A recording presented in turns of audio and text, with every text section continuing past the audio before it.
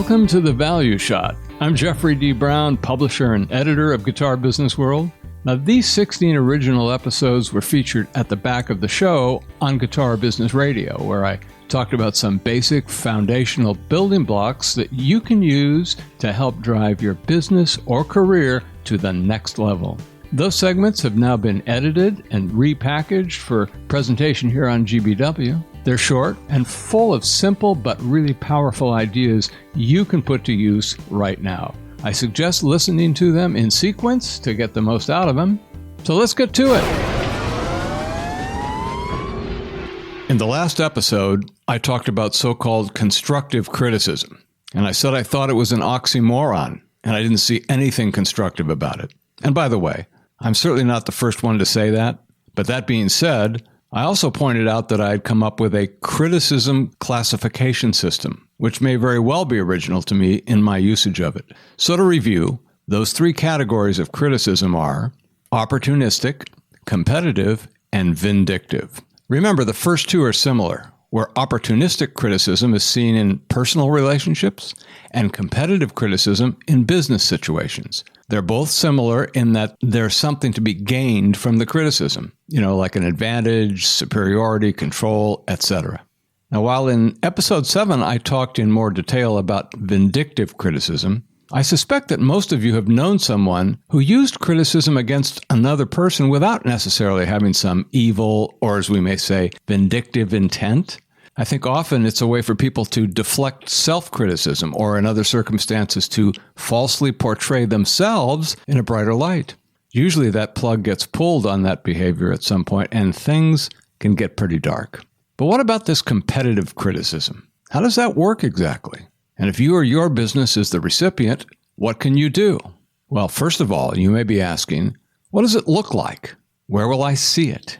Well, one of the obvious public places is social media, right? What about public reviews? Is this starting to make sense now? Has it happened to you already? If so, how did you feel about it? How did you respond to it, if at all? Those are all good and valid questions. I was thinking about this topic and I thought to myself, I've opened myself up to criticism simply by doing this public show. I've gone way out on a limb here because I'm doing something different. I might even upset an apple cart here or there, and even worse, I could be very successful at this. Then what?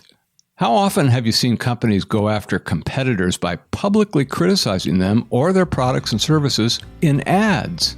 But that's just the most outward manifestation of competitive criticism. A deliberate and well-planned campaign to discredit a competitor in order to gain a market advantage can be damaging, all the way to devastating. In the beginning of this episode, I expressed my disdain for politics in general. But is there any better example of competitive criticism than in today's political campaigns? I don't think so. But now that I've brought this up, how do you respond if it happens to you? Well, that depends on how vulnerable you are, right? If your business has a weak spot or spots that can be exploited, you're going to be on the defensive. Not a great place to be. A better approach is to be proactive before this happens. There's a couple of things you can do.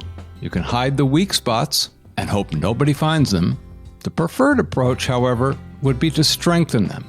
By doing that, you essentially create a condition where the criticism simply cannot exist. Now, you notice that I've not gone into great detail yet in this discussion. If you've been listening to the value shots, that shouldn't be a surprise to you. We're building a foundation here of basic ideas that you can be adding to your thought processes. Like I've said many times before, we can easily add layers of complexity to all of these ideas. But if you haven't created the necessary foundation of knowledge, adding more complexity often results in the construction of, you guessed it, a house of cards. So now that I've called your attention to this idea of competitive criticism, maybe you'll be watching with a more critical eye, as they say. And by the way, it's not the same, but you know what I mean. I'll get into more detail down the road on all of this stuff, but in the meantime, if you have questions or thoughts, don't hesitate to contact me. There are many ways to do that, and I always look forward to hearing from you. Well, I hope you got some value from that, but I do want to emphasize again the need to listen in sequence. And just so you know, there are brand new episodes of The Value Shot on the way, so be sure you're subscribed to Guitar Business World here on Substack to get those as well as new editorial features and valuable resources. As always, we love to hear from you with questions or thoughts. You can contact us directly at guitarbusiness@substack.com. guitarbusiness@substack.com. I'm Jeffrey D. Brown. Thanks for listening, and I'll see you next time.